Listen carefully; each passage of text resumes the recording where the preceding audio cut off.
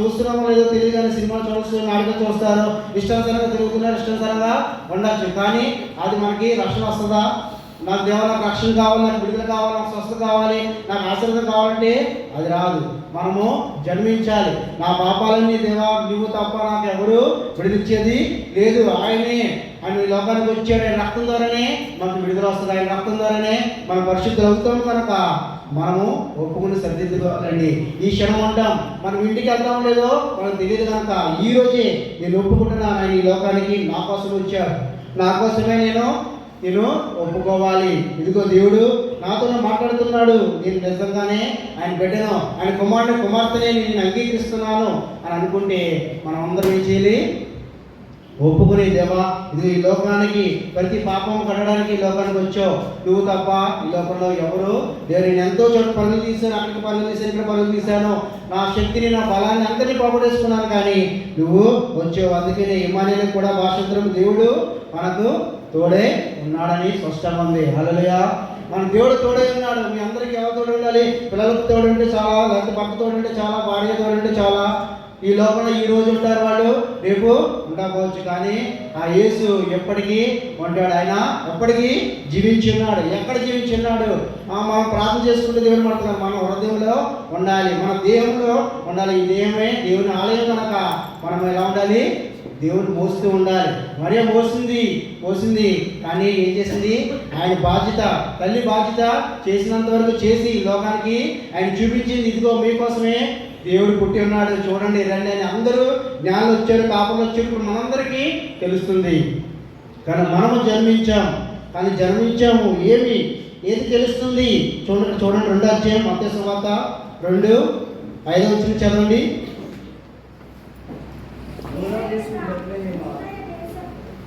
చదవండి.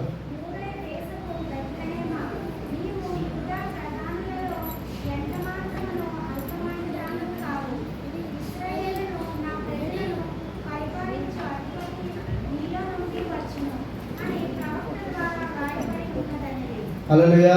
అక్కడ ఏముందండి? నీలో నుండి వచ్చాను అని స్పష్టంగా ఉంది. మరి యేసు మీలో నుంచి మీరు చూపించగలుగుతున్నారా? నేను క్రిస్టియన్ని, నేను దేవుని బిడ్డను, దేవుని కుమార్తెని అని మీలో నుంచి మీరు చూపించగలుగుతున్నారా? అంటే మీలోంచి మీరు ఏం చూపిస్తున్నారు? నేను చదువుకున్నాను, నాకు జ్ఞానం ఉంది, నాకు హోదా ఉంది, పలుకుబడి ఉంది, నేను ఏదైనా చేసేయగలను. అది దేవుడిస్తేనే మనందరికి వచ్చింది. కానీ మీలో ఉన్నది ఎవరు? మీ క్రీస్తుని చూపించగలుగుతున్నారా? ఆయన స్పష్టంగా రాస్తుందండి, ఇశ్రాయేలు నా ప్రజలు పరిపాలించే అధిపతి మీలో నుండి వచ్చినాడు. మరి మీలో క్రీస్తు ఉన్నాడా? మీలో క్రీస్తు ఉంటే, మీలో జన్మిస్తే మీరు స్పష్టంగా చూపించగలుగుతారు. మీ ప్రవర్తన బట్టి, మీ అభివృద్ధి బట్టి, మీ నడవడిక బట్టి మనం ఎలా ఉన్నామో మన క్రీస్తు మనలో ఉన్నాడు అనేది తెలుస్తుందండి. హల్లెలూయా. మరి మీరందరూ ఎలా ఉన్నారనేది మీ హృదయానికి తెలుసు, మీ మనస్సాక్షి తెలుసు. కనుక మనమందరూ ఎలా ఉండాలి? ఈ రోజు నుంచి నేను నీలో నుంచి దేవా నాలోంచి నేను చూపిస్తాను, నాలోంచి నిన్ను రుజువు చేస్తాను.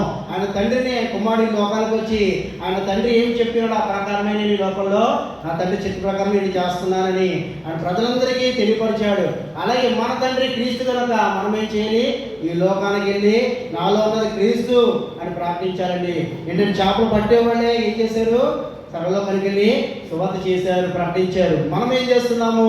చలిగా ఉంది కదా, లేకపోతే ఎండాకాలం వస్తే ఎండ వస్తుంది, వర్షాకాలం వస్తే వర్షం వస్తుంది అని మనం ముసుగేసుకుని ఉంటాం. అదే ఫంక్షనల్ ప్రోగ్రాంలో డ్యూటీలు అయితే ఎండ వచ్చినా, వాన వచ్చినా, ఏమొచ్చినా మనం గొడుగు వేసుకునేనా, ఆటో ఎక్కినా వెళ్ళిపోతాం. దేవుడి పని నిమిత్తం అయితే మనం ఏం చేస్తున్నాము? ఎవరు చూడలే, ఎవరు ఏం చేయలే. దేవుని క్షమాపణ మా గురించి క్షమాపణ అడిగితే క్షమించేస్తాడులే, పశ్చాత్తాపడితే మనం క్షమించేస్తాడు కదా, ఆయన క్షమించే దేవుడు, ఆయన కృపగల దేవుడు కనుక ఏదైనా చేసేస్తాడు కదా అని మనం అనుకోవచ్చు. చూస్తాడు ఏమంటాడు? ఆయన మళ్ళీ తిరిగి వస్తానన్నాడు. ఆయన తిరిగి వచ్చేటప్పుడు మనం ఏం చేయాలి? ఆయన రాజ్యాన్ని ఈ లోకంలో కట్టాలి. ఏ రాజ్యాన్ని కడుతున్నాము?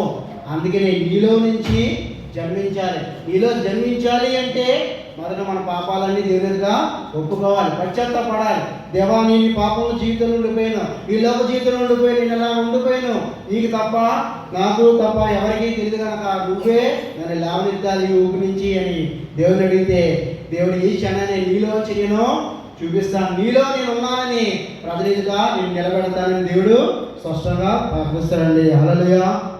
మరి మీరందరిలో దేవుడు ఉన్నాడా? క్రీస్తు ఉన్నాడా? మీ అందరిలో క్రీస్తు జన్మించాడా? లేదంటే ఇంట్లోనే క్రిస్మస్సా, లేదంటే ఈ నెల క్రిస్మస్సా, ఈ నెలే దేవుడు జన్మించాడా అనేది మీరు అనుకుంటే ఈ నెల వరకే మీకు సంతోషం, ఈ నెల వరకే, ఈ రోజు వరకే. లేకపోతే ఎవరి ఇంటికి వెళ్తే అక్కడ పాటలని, అక్కడ క్రిస్మస్ పాటలని అక్కడ ఆడితే సంతోషం లేదు. మీ ఇంటిలోనే ఉండాలంటే నీలోంచే జన్మించాలి, నీలోంచే రావాలి. హల్లెలూయా. మరి ఆ బాధ్యత అంతవరకు మోసింది, మోసి ఇదిగో ప్రజలందరికీ తెలియాలని చూపించిందండి. అలాగే మీరు మోసి దేవుడు మోసారు, నేనేం చేయాలి?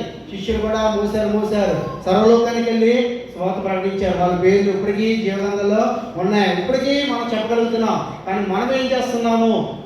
మన పేర్లు ఎక్కడున్నాయి? ఆలోచించుకోండి, మన పేర్లు ఎక్కడున్నాయి? పలక రాజ్యాలు ఉన్నాయా? లేదంటే ఈ లోకంలో పేర్లు ఉన్నాయా? హోదాలు ఉన్నాయా? ఇవన్నీ ఒక 2 రోజులు 3 రోజులు గోడ మీద రాస్తారు. ఒక సంవత్సరంలో ఉంటుంది, ఆ గోడ పడిపోతుంది. అప్పుడు ఏమవుతుంది? పేరు ఉండదా?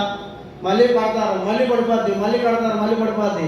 అదే జీవబంధంలో ఉంటే దాన్ని చెరపడానికి ఎవరు ఏది చేయలేరండి. హల్లెలూయా. ఆలోచించండి, మీలో ఎవరున్నారు? లోకం ఉందా? లేదంటే క్రీస్తు నీలో జన్మించాడా? ఇంకా జన్మించలేదు, ఇంకా నేను ఇలాగే ఉన్నా, రెండేపుడు ఉన్నానంటే ఈ క్షణమైనా దేవుని దగ్గర పశ్చాత్తాపడి, దేవా నాలోంచి నేను ఈ క్షణాన్ని ఒప్పుకుంటున్నాను, నాలోంచి ఇవన్నీ తీసేస్తున్నాను, నువ్వు నాలోకి రావాలి అంటే, నాలోంచి జన్మించాలంటే నాలో ఉన్నది నేను మొదట తీసివేస్తున్నాను. నేను ఏం తీసివేస్తున్నాను? నీ ఎదుటే నేను మోకరించి పశ్చాత్తాపడుతున్నాను, కన్నీరు ఇస్తాను. మన బైబిల్లో ఎంతోమంది కన్నీరు ఇచ్చారు, పశ్చాత్తాపడ్డారు, ఒప్పుకున్నారు, తిరిగి నిలబడ్డారు. అలాగే మనము కూడా ఒప్పుకుని పశ్చాత్తాపడి తిరిగి నిలబడితే దేవుడు ఏం చేస్తాడు? నువ్వు ఒప్పుకున్నావు, పశ్చాత్తాపడ్డావు, నీలోంచి నేను నా మహిమను చూపిస్తాను, నా శక్తిని చూపిస్తాను, నేనేమిటో నీ ఎదుటే ప్రజలందరి నేను నిలబెట్టి నేనేంటో చూపిస్తాను అన్నానండి. హల్లెలూయా. ఆలోచించండి, మనం ఇంకనూ రోజులు గడుస్తున్నాయి, సంవత్సరాలు గడిచిపోతున్నాయి, ఏది అయిపోతుంది, అంత అయిపోతుంది. నేను దేవుడి కోసం నిలబడాలంటే ఎప్పుడు నిలబడతాము? ఆయన మనలో జన్మించినంత వరకు మనం ఏది చేయలేమండి. ఈ లోపల మనం ఏది వచ్చేంత వరకు మనం ఏది ఎందుకు వస్తుంది? చదువుకుని ఉద్యోగంకి ఆలోచిస్తాం. ఉద్యోగం వచ్చేటికి ఒక్కొక్క క్రమం అనేది ఉంది. కానీ ఆయన కూడా క్రమం అనేది పెట్టాడు. రాజ్యానికి వెళ్ళాలంటే, ఆయన రాజ్యానికి మొదటి వెళ్ళాలి అంటే ఈ లోకంలో ఆయన్ని మొయ్యాలి. మనం మొదట మన పాపాలు ఒప్పుకొని ఆయన మోస్తే, ఆయన కాడి మోస్తే మనం ఏం చేస్తాము? ఆయన పల్లె రాజ్యంలో ఉంటామండి. హల్లెలూయా. అలాగే చూడండి, మత్తయి సువార్త 2వ అధ్యాయం 8వ వచనం చదవండి. మీరు వెళ్ళి ఆ శిశువు విషయమై జాగ్రత్తగా విచారించి తెలుసుకొనగానే నేను వచ్చి ఆయనను పూజించినట్టు నాకు వర్తమానం అని చెప్పి వారిని బెత్లెహేమునకు పంపండి. చాలండి. మీరు వెళ్ళి ఆ శిశువు విషయమై జాగ్రత్తగా విచారించి తెలుసుకునడి అని ఉంది. జాగ్రత్తగా విచారించి తెలుసుకోండి. మీ అందరి దగ్గరకు వచ్చి పక్క వాళ్ళు వచ్చినా ఎవరు వచ్చినా మిమ్మల్ని విచారిస్తే, జాగ్రత్తగా విచారిస్తే మీరు ఎలా ఉన్నారు, ఏ రీతిగా ఉన్నారు? కనీసం మీ పక్క వాళ్ళని సాక్షి చెప్పగలుగుతున్నారా? మీకోసం కనీసం మీ ఇంట్లో వాళ్ళని సాక్షి చెప్పగలుగుతున్నారా? మరి నేను క్రిస్టియన్ని, నేను దేవుడు మోసేస్తున్నాను, నాలోంచి క్రీస్తు వచ్చేయాలి, నేను ఏదైనా చేసేయగలను దేవుని కోసం అనుకుంటే ఆయన విచారిస్తాడు. అక్కడ ఏంటండి స్పష్టంగా రాసింది, విషయం జాగ్రత్తగా విచారించి తెలుసుకున్నాడు అని పంపించాడండి. వాళ్ళు తెలుసుకోవడానికి వెళ్ళారు. అలాగే మీకోసము దేవుడు పంపిస్తే మీరు ఎలా ఉన్నారు? యోగు కోసం మనకు తెలుసు అని సాతాను ఎంత శోధించినా నిలబడ్డాడు. యోగు చివరి క్షణం వరకు నిలబడ్డాడు. తెలుసుకున్నాడు. సాతాను కూడా సాక్ష్యం ఇచ్చాడు. నిజమే. అలాంటిది మనం ఎలా ఉన్నాము? చిన్న కష్టం వచ్చినా, చిన్న ఇబ్బంది వచ్చినా, చిన్నది ఏది పోయినా, ఏది రావాలన్న ఆలస్యం అయితే వెంటనే దేవుని దగ్గర ఎందుకు ఇవ్వలేదు, ఎందుకు ఆలస్యమైంది, ఎందుకు నేను ఏం చేశాను అని, అంటే చర్చికి వెళ్ళి చేసేస్తున్నాను, చర్చి పనులు చేసేస్తున్నాను, చర్చికి వెళ్ళిపోతున్నాను, ఆధారం వాక్యం వినేస్తున్నాను, ఆధారం మొదటి వెళ్ళి ముందే కూర్చుంటానంటే అవన్నీ కాదండి. దేవుడికి ఏం కావాలి? యేసు నీలో జన్మించాలి. యేసు నీలో ఉంటేనే, యేసు నీలోంచి వస్తేనే నువ్వు చూపించగలుగుతావు. హల్లెలూయా. ఆలోచించుకోండి. ఈరోజు మీ అందరిని విచారిస్తే మీరు ఏం చెప్పగలుగుతారు? నాలో ఏముంది మీరు అని కనిపెడితే ఆయన వీళ్ళు ఎవరున్నారు, ఎలా ఉన్నారు, ఏ ఆలోచన కలిగి ఉన్నారు, ఏ స్వభావం కలిగి ఉన్నారు, ఏ నడవడిక కలిగి ఉన్నారు అనేది స్పష్టంగా తెలుస్తుందండి. ఆలోచించుకోండి. మీ మనసుకు తెలుసు. ఈ క్షణంలో దేవుడు విచారిస్తే నేను ఏం చేయగలుగుతాను, లేదు మా ఇంట్లో విచారిస్తే నేనేం చెప్పగలుగుతాను, పక్క వాళ్ళు అడిగితే నేనేం చెప్పగలుగుతాను అనేది ఉండాలండి. హల్లెలూయా. చూడండి, శిష్యులు నిలబడ్డారు. వాళ్ళు ఏం చేశారు? భూమిని తలకిందులు చేసేవారు, ఇక్కడ కూడా వచ్చారా? వీళ్ళకి ఏది విద్య లేదు, ఏమి లేదు, వీళ్ళు ఇంతలా ప్రకటించగలుగుతున్నారంటే వాళ్ళు ఎవరిని చూసి ప్రకటించారు? మేము ఏం విన్నామో ఏం కన్నామో అదే మోసుకుని సర్వలోకానికి వెళ్ళి ప్రకటిస్తున్నామన్నారండి. హల్లెలూయా. మనం ఏం విన్నాం, ఏం వస్తున్నాము అనేది తెలియాలి. ఈరోజు మనం తెలుసుకున్నాం, దేవుడు నా కోసమే పుట్టినాడు, ఈ లోకానికి వచ్చి ఉన్నాడు. నేను కూడా తెలుసుకున్నాను కనుక సంవత్సరాలు గడుస్తున్నాయి, కానీ నేను మటుకు పోయలేకపోతున్నాను. నేను నాలో తీసుకుని చూపించలేకపోతున్నాను. నేను నన్ను ఎవరైనా హెచ్చరించినా ఏం చేసినా కూడా నేను సమాధానం చెప్పలేకపోతున్నాను దేవుడి కోసము అని ఉండాలండి. హల్లెలూయా. ఈ రోజైనా మీరు ఏం చేయాలి? మార్మల్స్ పొంది దేవుని దగ్గర పశ్చాత్తపడాలి. ఇంకా అన్నీ మానేసుకోండి. మనకి ఏది క్షణాన్ని అప్పటికప్పుడే మనం ఉపవాసం ఉండి అప్పటికప్పుడే కన్నీరు తెచ్చేసి అప్పటికప్పుడే మన చర్చలు అది చేసి ఇది చేసేసి మన పలహారాలు తెచ్చేసి భోజనాలు పెట్టేసి అవి ఇచ్చేస్తే దేవుడు క్షమించాడండి. మన హృదయం బట్టే క్షమాపణ వస్తుంది. మీ విశ్వాసం బట్టే మీకు స్వస్థ వస్తుంది. మీ క్షమాపణ అక్కడ ఎంతమంది బైబిల్లో చూసారు దేవుడు ఏ విషయంలో ఎలా స్వస్థపరిచాడు, ఏ విషయంలో క్షమాపణ అనేది వచ్చిందో, ఏ విషయంలో అనేది మనకు అందరికీ తెలుసు. కానీ మనం ఏదో చేసేస్తే దేవుడు చేసేస్తారనుకుంటే మనము అందుకని ఆలోచించుకోండి, ఎలా ఉన్నాము, ఏ రీతికి ఉన్నాము అనేది. అందుకే జ్ఞానం కూడా మళ్ళీ తిరిగి వెళ్ళకుండా దోత వచ్చి చెప్పింది, మీరు ఈ త్రోవన వెళ్ళకండి, ఆ త్రోవన వెళ్ళండి. ఎందుకంటే శోధనలో పడకుండా దేవుడు తప్పించగలుగుతాడు. ఎందుకు? వాళ్ళు ఎవరు చూడడానికి వెళ్ళారు? క్రీస్తుని చూడడానికి వెళ్ళారు కనుక వాళ్ళు రక్షించగలిగాడు. అలాగే మీరు క్రీస్తుని వెంబడిస్తే, క్రీస్తు మీలో ఉంటే, క్రీస్తు మీలో జన్మిస్తే, ఆయన ప్రకారం మీరు నడిస్తే మీ శోధనలైన ఇబ్బందులు ఆటంకాలు ఊపిలో పడిపోకముందే దేవుడు ఏం చేస్తాడు? ఆ మార్గం వెళ్ళకండి, ఈ మార్గం వెళ్ళండి, మీకు నేను సెలవిస్తున్నానని వాక్యం ద్వారా, కళ ద్వారా, దర్శనం ద్వారా, శాప ద్వారా ఎవరో ఒక విధంగా మీకు సమాధానము ఇస్తారండి. హల్లెలూయా. మీరు ఆలోచించుకున్నప్పుడు సమాధానం వచ్చినా కూడా మీరు అదే విధంగా మార్గంలో వెళ్తున్నారంటే మీరు నిజంగా క్రీస్తుని అంగీకరించినట్లే, క్రీస్తుని మీరు హృదయంలో పెట్టుకున్నట్లే. ఆలోచించుకుని ఈరోజు క్రీస్తు నీలో ఉన్నాడా? నీలో ఉంటే జన్మించాడా? జన్మిస్తే మీరు సర్వలోకానికి వెళ్ళి నాలో క్రీస్తు జన్మించాడు, ఇదిగో నన్ను చూసి చూడండి అని మీరు ప్రకటించేలా ధైర్యంగా చెప్పాలి. పౌలు కూడా నిలబడ్డాడు. ఎంతోమంది అసాక్షులు అయిపోయారు, కానీ వాళ్ళు వెళ్ళేటప్పుడు ఏది తీసుకెళ్ళారు, కానీ ఆత్మ మటుకు తీసుకెళ్ళగలిగారు. కానీ మీరేం తీసుకెళ్తున్నారు? చనిపోయేటప్పుడు నేను ఏం తీసుకెళ్ళగలుగుతున్నాను? కనీసం దేవుడిని మోయగలిగానా? ఆయన ఇచ్చిన కాడైనా మోయగలిగానా? ఆయన ఇచ్చిన పని అయినా మోయగలిగానా? కనీసం ఆయన ఏం చేయమాడో వాటి ప్రకారం చేస్తున్నానా అనేది మనం అనుకుని ఈరోజు దేవా నేను పశ్చాత్తపడుతున్నాను, ఈరోజు నేను మోస్తాను, ఈ సంవత్సరం నుంచి ఒక నిర్ణయం తీసుకుని నేను నిలబడి ఇదిగో నేను ఈ త్రోవలో వెళ్ళకూడదు, నేను నీ మార్గంలోనే వెళ్ళాలి. నీ మార్గం వెలిగినది కనుక, నీ మార్గం సత్యమైనది కనుక, నీ మార్గం జీవం కనుక నేను ఆ మార్గంలోనే వెళ్ళాలి అని మనం అనుకుంటే దేవుడు మనం దేవుడి సన్నిధిలో వెళ్తే ఆయన ఎంత మాత్రమో త్రోసివేయండి. ఈ బంధువులు, స్నేహితులు, అన్నదమ్ములు, చుట్టుపక్కల అందరూ త్రోసివేయచ్చు, కానీ దేవుడు మాత్రం త్రోసివేయడు. ఆయన ప్రేమించే దేవుడు. ఎందుకంటే ఆయన మనందరి కోసం ఈ లోకానికి వచ్చాడు, మనందరి పాపాలు విడుదల చేయడానికి ఆయన పరిశుద్ధ రక్తాన్ని కాచాడు, మళ్ళీ తిరిగి జన్మించాడు, తిరిగి రాని ఉన్నాడు కనుక వచ్చే లోపల మనము సిద్ధపాటు కలిగి ఉండాలండి. హల్లెలూయా. మీరందరూ సిద్ధపాటు కలిగి ఉన్నారా? ఆయన వచ్చే సమయానికి సిద్ధపాటు కలిగి ఉన్నారా? సిద్ధపాటు కలిగంటే నేను అన్ని చేసేసుకున్నాను, చదివేసాను, ఉద్యోగం చేస్తాను, పెళ్లి చేస్తాను, ఆస్తి సంపాదించేసాను, అన్ని చేస్తాను, నా ఏది అయిపోయింది, నేను సిద్ధపాటు అయిపోయానంటే అది కాదండి. మన దేవుడి కోసము ఏ విషయంలో సిద్ధపాటు కలిగి ఉన్నాము? దేవా నువ్వు ఈ క్షణంలో వచ్చినా కూడా నేను సిద్ధంగా ఉన్నాను, నువ్వు నా ప్రాణం ఈరోజు తీసుకున్నా నేను సిద్ధంగా ఉన్నాను అని చెప్పగలుగుతారా? హల్లెలూయా.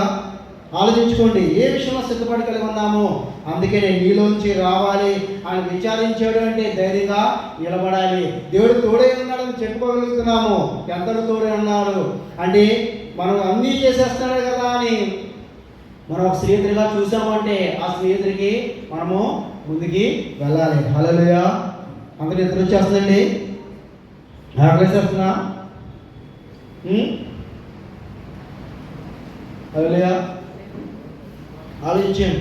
మామూలుగా ఈ లోకసానికి మాకు పెళ్ళిళ్ళ ఫంక్షన్ అయితే ఏం చేస్తారు? అర్ధరాత్రి 3 గంటలకి 2 గంటలకి జరుగుతాయి, అప్పటివరకు లేసామంట. అది దేనికైతే క్రిస్మస్ అయితే టైం అయిపోయింది, మళ్ళీ ఇంటికి వెళ్ళాలి, మరి పడుకోవాలి, ఉదయం లేవాలి, మళ్ళీ సినిమా నాటికలు సీరియల్ టైంలో అయిపోతున్నాయి, మళ్ళీ ఉదయం సినిమా ఉంది, నైట్ సినిమా ఉంది, అది ఏం చేస్తుంటారు? ఆ టైమ్స్ పెట్టుకుని వెళ్తూ ఉంటారు. హల్లెలూయా. ఆలోచించుకోండి, అవన్నీ పరమ రాజ్యానికి తీసుకెళ్దాం, నరకానికి తీసుకెళ్తాయి. అందుకే వాక్యం చెప్పింది, వాక్య ప్రకారము మనం ఉండాలి. మన వాక్య ప్రకారం ఉంటేనే మనకి తెలుస్తుందండి. మీకోసం యేసు జన్మించాడని మీకు స్పష్టంగా తెలిసి ఉన్నది కనుక మీరు కూడా స్పష్టంగా దేవా నేను నిలబడ్డాను నీ కోసము అని మనం రుజువు చెయ్యాలి. హల్లెలూయా. మీ అందరిలో యేసు పుట్టాడండి, యేసు జన్మించాడు. మీ అందరిలో యేసు జన్మిస్తేనే కదా మేమందరము ఇక్కడ క్రిస్టియన్గా ఉన్నాము. యేసు జన్మిస్తేనే కదా మేము అందరూ వాక్యం విన్నాము. యేసు జన్మిస్తేనే కదా మేము ఇలా ఉన్నామంటారా? హల్లెలూయా. అన్నా కాదు, మనకే పిల్లలు కొడతారు, మన పిల్లలు కూడా మళ్ళాగా ఉంటారా? మనం చెప్పిన మాట వింటారా? మనం నడిపిస్తేనే మనం చెప్పే విధానం బట్టే, మనం నడిపించే విధానం బట్టే మనకి ఉంటుంది. అదే మనకి తండ్రి వాక్యాన్ని ఇచ్చాడు, జీవనాన్ని ఇచ్చాడు కనుక మనం ఈ వాక్యాన్ని చదివి జీవన ప్రకారం నడిస్తే మనం ఎలా ఉన్నాం, ఏ రీతిగా నడుస్తున్నాము, ఎలా పరుగులు తీస్తున్నాము, ఎక్కడున్నాము అనేది స్పష్టంగా తెలుస్తుందండి. హల్లెలూయా. మరి మీరు ఎక్కడున్నారు, ఏ రీతిగా ఉన్నారు? ఇంకా నా హృదయంలో యేసు జన్మించలేదా? ఇంకా నేను నాలో తీసి బయటికి తీయలేదా? వాళ్ళు జన్మిస్తే నేను ఇంకా తీయలేదా? ఇంకా నన్ను విచారిస్తున్నారా? నేను ఇంకా ఎలా ఉన్నాను? నేను ఇంకా సర్వలోకానికి సువార్త చేయట్లేదా? సాక్ష్యం ఇవ్వట్లేదా? కాకపోతే నేను రక్షించగలుగుతున్నానా అనేది తెలియాలండి. మీరందరూ ప్రతిరోజు బైబిల్ చదువుతారండి. ఎంతమంది చదువుతారు? ఈ వారంతో బైబిల్ చదువుతారు ఎంతమంది అండి? ఇలాంటి క్రిస్మస్ టైంలో కూడా ఇలాంటి అడుగుతారంటారా? హల్లెలూయా. ఆలోచించండి. మీరందరూ క్రిస్టియన్సే, బైబిల్ చేతిలో ఉంటుంది. మీరు ఏం చేస్తున్నారు అంటే ఆదివారం ఒక్కరోజే బైబిల్ చేస్తారు, లేకపోతే ఏదో ప్రోగ్రామ్స్ ఉన్నప్పుడు బైబిల్ చేస్తారా, లేకపోతే ఖాళీ ఉన్నప్పుడు బైబిల్ చేస్తున్నారా? ఆలోచించుకోండి. ఇది లేదు అని వేకువజానే వెతకమాడు, వేకువజానే లెగసి ఏంటండి వెతకమానండి. మనం ఎవరిని వెతుకుతున్నాం, దేని వెతుకుతున్నాము? నా కోసం క్రీస్తు పుట్టి ఉన్నాడు, నా కోసం క్రీస్తు జన్మించాడు కనుక నేను ఈ లోకంలో జన్మించాను, ఈ లోకంలో ఇంకా ప్రాణం కలిగి ఉన్నానంటే నేను ఆయన కోసం ఏదోటి చేసి నిలబడాలి, ఏదోటి చేసి చూపించాలి. ఈ లోకంలో జీవించాను కదా అని పేరుకి అది కాదు, అది ఈ లోకం వరకే. కానీ మనం జీవించాము అంటే ఇన్నాపులు రక్షించాము అనేది కావాలి, ఎంత రాజ్యం కట్టామన్నదే కావాలండి. హల్లెలూయా. మరి మీరందరూ ఎంతమంది బాప్తిజం తీసుకున్నారు? అందరూ తీసుకున్నారా? ఎంతమంది మార్మస్ పొందారు? హల్లెలూయా. ఆలోచించుకోండి. నేను క్రీస్తుని మోయగలను అంటే, క్రీస్తు నాలో జన్మించగలంటే మరి మీరందరూ మనసులో అనుకోవచ్చు, నేను ఈరోజు క్రీస్తుని నా హృదయంలో పెట్టుకుంటాను, క్రీస్తు నేను మోస్తాను, క్రీస్తు నేను ఆలోచన చూపిస్తానని మనం అందరూ అనేసుకోవచ్చు. కానీ మనము మారు మనసు అనేది పొందాలి. రక్షణ తీసుకున్నంత మాత్రాన సరిపోదు, మారు మనసు అనేది కావాలి. మనం అన్నీ ఒప్పుకొని పశ్చాత్తాపడితే ఆయన ఏ దినానో చేయడానికి సిద్ధంగా ఉన్నాడు.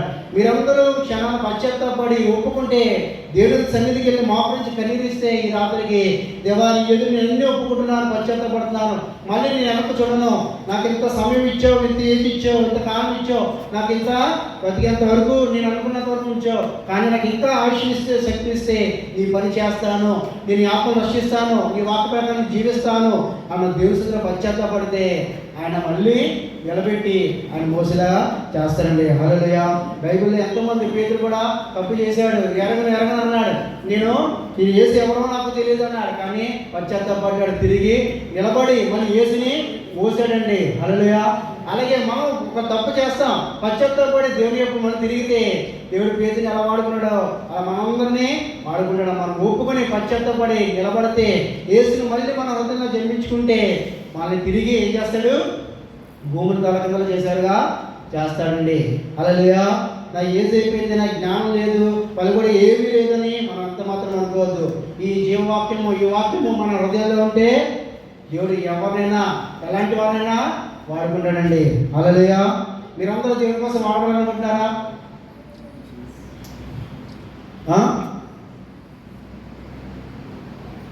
సైలెంట్గా ఉన్నారు.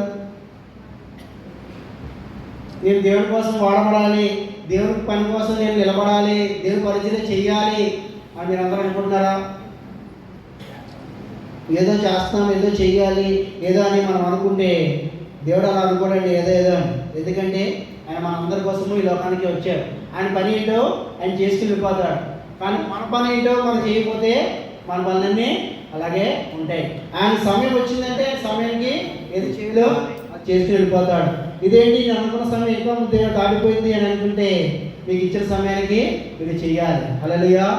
అందుకని ఆలోచించుకుని, దేవా ఈరోజు నువ్వు నాలో జన్మించావు, ఇదిగో యేసు అంటే రక్షకుడు, నా కోసమే వచ్చావు, పాపాలు క్షమించడానికి నా దగ్గరికి వచ్చి ఉన్నాను కనుక నీ ఎదురు నేను ఒప్పుకుంటున్నాను, నాలోంచి క్రీస్తు నేను చూపిస్తాను, విచారించే లోపల నేను నిలబడి నాలో ప్రతిదీ దేవుడు వాక్యమే ఉంది, దేవుడి నడవడికే ఉంది, దేవుడి మాటే ఉంది, దేవుడి సాక్ష్యమే ఉంది అని చెప్పేలాగా నేను నిలబడతాను అని మనము అందరము ఉండాలండి. మరి అందరూ ఉంటారా? అందరూ ఉండాలండి. నిద్ర వచ్చేస్తున్నా అందరికీ? ఇంకొక 10 నిమిషాలు ముగించేస్తానండి.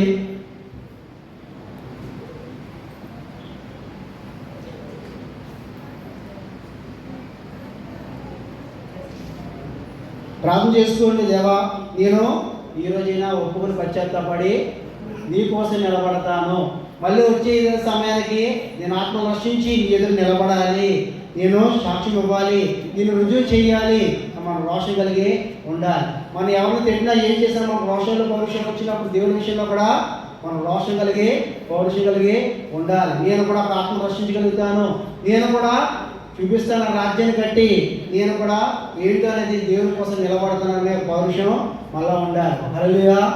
ఆ పౌరుషం ఎంతకాలం ఉంటుంది? 2 రోజులు, 3 రోజులు, వారం, నెల, లేకపోతే ఫస్ట్ వచ్చిన పౌరుషం ఉంటుంది, లేకపోతే చల్లారిపోతుంది. అలా కాదు, మనం బతుకున్నంత వరకు పౌరుషం ఉండాలి. అందుకని నేను రోషం కలిగి ఒక్కడనే రోషం కలిగి ఉన్నాడు కనుక అక్కడ సగ్ని కుమ్మరించాడు. అలాంటిది మనం కూడా రోషం కలిగి ఉంటే మన కుటుంబం మనమే రక్షించగలుగుతాం, మన కుటుంబాన్ని మనమే ఆయన రాజ్యంలో నిలబెట్టేలాగా ఉంచగలుగుతాము. అవన్నీ జరగాలంటే క్రీస్తు మీ అందరిలో జన్మించాలి. జన్మించి మన పిల్లలు చూస్తాము, వాళ్ళు ఎదుగుతారు, పెద్దలు అయిపోతాం, మన కళ్ళ ముందే ఉద్యోగాలు చేస్తారు, అన్నీ చేస్తారు. మరి ఆయన వచ్చి ఎంతకాలం అయింది? మీకు ఎంతకాలం అయింది? మీరు ఎంతకాలం మోసారు? మీ కాలం అయిపోతుంది, మీ ఏది అయిపోతుంది, మీ కళ్ళ ముందే పెద్దలు పిల్లలు అయిపోతున్నారు. అరే కళ్ళ ముందే మనం పెంచాము, ఇంత చేసాము, ఇలా అయిపోయారు అని అనుకున్నప్పుడు మన కోసం వేసి ఎంత అనుకోవాలి? నేను అన్నీ చేశాను, ఎంత చేశానే, వీళ్ళు నా కోసం ఏం చేశాను, కళ్ళ ముందే నాకు కనపడుతున్నారు, ఏది చేయలేకపోయారు అంటే మీరు ఏం చెప్తారు సమాధానం? హల్లెలూయా. లేక వేకుజానే లేగేసి 3 గంటలు 4 గంటలకి ప్రార్థన చేయాలి. చేస్తారా? మీరు 4 గంటలకు ప్రార్థన చేస్తారా? ఎంతమంది చేస్తారు 4 గంటలు చేసి ప్రార్థన? హల్లెలూయా. 4 గంటలు వేసి ప్రార్థన చేసుకోవాలి, వేకుజానే లేచి ప్రార్థన చేయాలి, బైబిల్ చదువుకోవాలి, ఆ తర్వాతే ఏ పనైనా చెయ్యాలి. లేదు అన్నీ చేసుకున్నాక అప్పుడు ప్రార్థన చేసుకుని, అప్పుడు బైబిల్ చదువుకుని, అప్పుడు బోధించేయడం కాదు. ప్రతి దినం వేకుజానే లేచి ప్రార్థన చేసుకుని మనం ఏం చేయాలి? బైబిల్ చదువుకుని పనులు మొదలు పెట్టాలి. అప్పుడు దేవుడు మనకు తోడే ఉంటాడు, శక్తిని బలాన్ని ఇస్తాడు. క్రమం అనేది మనం చెయ్యాలండి. మనం ఇదైతే మనం నడవటం పద్ధతి పక్క వాళ్ళు చూసి నిజంగా దేవుడి బిడ్డలు కనుక వీళ్ళు ఎలా ఉన్నారు, నేను కూడా ఆ విధంగా నడవాలి, కొంతైనా నడవాలి, కొంతైనా చెయ్యాలి అన్న ఆశ వాళ్ళలో వస్తుంది. మనమే ఆశ చూపించకపోతే వాళ్ళు అసలు చూపించలేదు. వీళ్ళే క్రిస్టియన్స్ ఉండి ఎలా ఉన్నారు, మన వాళ్ళలో పెద్ద తేడా ఉంది అని అంటే ఆ తేడాయే మనం చూపించాలి. హల్లెలూయా. మీరు చూపిస్తారు ఈ రోజు నుంచి. మళ్ళీ ఇంటికి వెళ్ళాక చదువుకుంటారు కదా, ఉదయాన్నే 8-9 గంటలు లేస్తారా? హల్లెలూయా. ఆయన సమయం ఎప్పుడు వస్తుందో తెలియదు, ఆయన రాకడ ఎప్పుడు వస్తుందో తెలియదు, మన ప్రాణం ఎప్పుడు పోతుందో తెలియదు. ఉన్న సమయమే మనం లెగిసి ప్రార్థన చేయాలి. ఉన్న సమయమే కొంచెమైనా ఒకరికైనా సాక్ష్యం ఇవ్వాలి, ఒకరికైనా దేవుని కోసం చెప్పాలి. లేదు నాకు అంతా తెలిసి కూర్చుంటే లేదండి. హల్లెలూయా. మీకు ఇచ్చిన తలంతులు ఏంటనేది దానికి బయటికి తీసి మనం ఏం చేయాలి? ప్రకటించాలి, చేయాలి. లేదు దాన్ని కప్పేసి ఉంచితే ఆయన వచ్చే సమయానికి మనం ఏది మళ్ళీ తీసి అదే ఇవ్వాల్సి వస్తుందండి. హల్లెలూయా. ప్రార్థన చేసుకుందాం, దేవుని అడగండి. దేవా నేను ఈరోజు జన్మిస్తే ఎప్పుడు చదువుకుంటున్నాను, నీకోసం ఏదో చేయాలి కానీ ఈరోజు నువ్వు అన్నావు, ఇదిగో నీలోంచి రావాలి, నువ్వు నాలో జన్మిస్తేనే ఈరోజు నేను ఒక నిర్ణయం తీసుకుంటున్నాను, నన్ను క్షమించు. ఈరోజు నేను నాలో ప్రతిదీ తీసివేస్తున్నాను, నా హృదయంలో నా తలంపులు నా ఆలోచన ప్రతిదీ తీసివేస్తున్నాను, ఈ రోజు నుంచి ఒక నిర్ణయమో తీసుకుంటున్నానని ప్రార్థన మీరందరూ చేసుకోవాలి. ఏదో వాక్యం వినిస్తాము, అయిపోయింది, క్రిస్మస్ అయిపోయింది, అంతా అయిపోయింది అని మనం మళ్ళీ యథావిధికి వెళ్ళిపోకుండా మళ్ళీ జనవరి 1 వస్తుంది, 31 వస్తుంది, అందరూ వాగ్దానాలు తీసేసుకుంటారు. మా వాగ్దానం ప్రకారం మనం దేవుడు చేసేస్తాడే, సంవత్సరంలో చేసేస్తాడే కదా అని ఆ పాట కూడా నడపకుండా పెట్టేస్తాం. కానీ మనం మటుకు దేవుడి స్థితిలో నలగం. నలిగితేనే దేవుడు ఏం చేస్తాడు? మనకి ఇచ్చిన వాగ్దానాన్ని చేస్తాడు. మనం నలగకుండా చక్కగా ఎలా ఉన్న వాళ్ళు అలాగే ఉంటే దేవుడు ఏది చేయడు.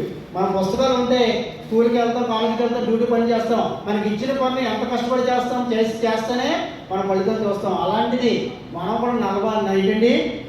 దేవుని సన్నిధిలో ఎంతగా నలుగుతామో, ఎంతగా దేవుడు నన్ను నలుపు, నేను ఎలా ఉంటే నీ సన్నిధిలో ఉండగలుగుతాను, ఎలా ఉంటే నేను నడవగలుగుతాను, ఎలా ఉంటే నేను పరిచయం చేయగలుగుతాను, ఎలా ఉంటే సాక్ష్యం ఇవ్వగలుగుతాను, నన్ను నలుపు అని మనం దేవుడిని అడిగితే దేవుడు చేస్తాడు. దానికి కూడా మనము ముందడుగు వేయాలి. నేను నిర్ణయించుకున్నాను, ఏదొచ్చినా నీకోసం నిలబడాలి అనేది ఉండాలండి. హల్లెలూయా. ఆశ ఎప్పుడు వస్తుందంటే, ఆ మంట ఎప్పుడు వస్తుందంటే, యేసు నీలో ఉంటే, యేసు నీలో జన్మిస్తే, యేసు మీరు మోస్తే మీరు ఏదినో చేయగలుగుతారు. చేయలేదు అంటే ఇలా క్రిస్మస్లకి, ఈస్టర్కి, గుడ్ ఫ్రైడేలకి, ఆదివారం అట్లే దేవుడు మీకు గుర్తు వస్తాడు. వాక్యం మీకు అప్పుడే గుర్తు వస్తుంది. కష్టం వచ్చిన గుర్తు వస్తుంది వాక్యం. లేదు నేను నిజంగా మోస్తే ఏదైనా చేస్తారు. పౌలు శైలిలో చెరసాల్లో ఉన్నప్పుడే వాళ్ళు కష్టాలు ఉన్నారు, బాధలు ఉన్నారు, రక్తం కారుతుంది, నాకు చెరసాలు వేస్తారు, నేను ఎవరు పట్టించుకోవాలి, ఆడడం లేదు, వాడడం లేదు, అవన్నీ వాళ్ళకి ఆలోచన రాలే. వాళ్ళు దేవుడిని మోస్తున్నాం కనుక దేవుడిని ఆరాధించారు, చెరసాలే తెరబడ్డాయండి. అలాగా మన దేవుడు మన హృదయంలో ఉంటే ఆయన ఏదైనా చేయగలని మీకు అనిపిస్తే ఆయన ఏదైనా చేస్తానండి. మనకు అనిపించలేదు, ఇక నేను చేయలేడేమో అనుకుంటే ఎప్పటికైనా చేయడు. అది మన విశ్వాసమే. మన అవిశ్వాసమే మనల్ని ఏం చేస్తుంది? ఆపేస్తుంది. అందుకే ముందుకు వెళ్ళాలి. మోషే నిలబడ్డాడు, ఎర్ర సముద్రం ముందు నిలబడ్డాడు కనుక ఏం చేశాడు? అంత ప్రజలు తీసుకొచ్చాడు. తెలుస్తుందో తెలీదు కానీ నిలబడ్డాడు. కానీ దేవుడు చేయగలడు అని అనుకున్న కనుక నిలబడ్డాడు. అలాగే మీరందరూ అనుకోవాలి, యేసు నాలో జన్మించి ఉంటే, నాలో యేసు ఉంటే ఏదైనా చేయగలుగుతాను. ఏ మార్గంలో నేను వెళ్ళిపోతాను, అంత ఇరుకు మార్గమైనా, ఎంత కష్ట మార్గమైనా, ఏ మార్గమైనా నేను నడవగలుగుతాను అని మీరు ముందడుగు వేయగలుగుతారు. మనకి ఎప్పుడు సమయం అక్కర్లేదండి. వాళ్ళతో ఉండాలి, వీళ్ళతో ఉండాలి, అంతటే వీళ్ళు ఎప్పుడు వస్తారు, వాళ్ళు ఎప్పుడు వస్తారో మనం చూడక్కలేదు. మనకి ఇచ్చిన పని మనము చేసి చూపించాలండి. హల్లెలూయా. వాళ్ళు స్కూల్కి రావట్లేదని పక్క పిల్లలు పంపించడం మానేస్తారా? మీరు కాలేజీకి వెళ్ళట్లేదని వాళ్ళ పిల్లలు వెళ్ళట్లేదని చేస్తారా? వాళ్ళు భోజనం చేయట్లేదు కదా మీరు భోజనం మానేస్తారా? ఎవరిదో వాళ్ళదే కనుక మీదే. మీకు ఏం పని ఇచ్చాడో అది చేయండి. అవన్నీ చేయాలంటే క్రీస్తుడు మొయ్యాలి. హల్లెలూయా. ఆలోచించుకోండి. ఈ రోజు నిర్ణయం తీసుకుని నేను మోస్తాను. ఎందుకు దేవుడు ఇంత శ్రమిస్తున్నాడంటే మీ అందరినీ దేవుడు ఆశ్రయించాలి, దీవించాలి, లేవనెత్తాలి, హెచ్చించాలి, మీకు సంపూర్ణ విడుదల ఇవ్వాలి, స్వస్థపరచాలి అని నేను ఏదైనా చేయగలుగుతాను. నాకంటూ ఏది అసాధ్యం అంటే ఏదీ లేదు. సమస్తము ఆయనకి సాధ్యమే. మీకైతే అవిశ్వాసం ఉండొచ్చు, మీకైతే అపనమ్మకం ఉండొచ్చు, ఆయనకైతే ఏది ఉండదు. మీరు అడుగు వేయడమే ఆయనకు కావాలి. మీరు ఆయన హృదయంలో మీకు ఆయనకి ఏసుకి చోటిస్తే, ఆయన ఈ రోజు నుంచి పూర్తిగా నా హృదయంలో ఏసుకి నేను చోటిస్తున్నాను అని మీరు అనుకుంటే మీరు ఏదైనా చేయగలుగుతారండి. పేతురు చెరసాలలో ఉన్నప్పుడు ఆయన అంతటా ఆయనే చెరసాల తాళం తీసుకుని బయట రాలే. ఏంటండి? దేవుడే తీసుకొచ్చాడు. ఎందుకు? నేను ఆయన పని చేస్తున్నా, ఆయన తెలుసు నేనేం చేయాలో, ఎలా చేయాలో ఆయన సమస్తం తెలుసు కనుక ఆయన బయటికి తీసుకొచ్చాడు. హల్లెలూయా. అలాగే మీరు సైకిల్తో ఉండొచ్చు, బాధలతో ఉండొచ్చు, కానీ దేవుని మాపరించి దేవుని పని చేస్తున్నాను, నాకు ఏది విడుదల కావాలంటే ఆయన బయటికి తీసుకొస్తాడు. నాకు విడుదల అక్కర్లేదు, నాకు రెండు కావాలి, నాకు అది కావాలి, ఇది కావాలంటే మనం ఎప్పటికీ ఆ ఊళ్ళోనే ఉంటాయి. ఎంతమంది లేవనెత్తినండి, ఇన్ని వాక్యాలు వినండి, ఎంత మీరు ఎన్ని తెలుసుకోనండి, ఎంతమందికి మీరు ప్రార్థన చేయించుకోండి. మీరు పశ్చాత్తాపడి సరిదిద్దుకుని ఒప్పుకుని విడిచిపెట్టేంత వరకు దేవుడు ఏది చేయలేడండి. అందుకని అవన్నీ చేయడానికి ఏసీ లోకానికి వచ్చాడు కనుక మీరు హృదయంలో ఏసి చోటు ఇవ్వండి. మీ ఇంట్లో చోటు కాదు, మీ ఆస్తుల్లోని, మీ జ్ఞానంలోని, మీ చదువులోని అన్నింటిలో కాదు, మీ హృదయంలో చోటిస్తే ఆయనకి చాలు. మీ హృదయంలో మీలో జన్మిస్తే చాలండి. హల్లెలూయా. ప్రార్థన చేసుకుందాం. అందరూ కలుపుస్తున్న దేవుడిని అడగండి.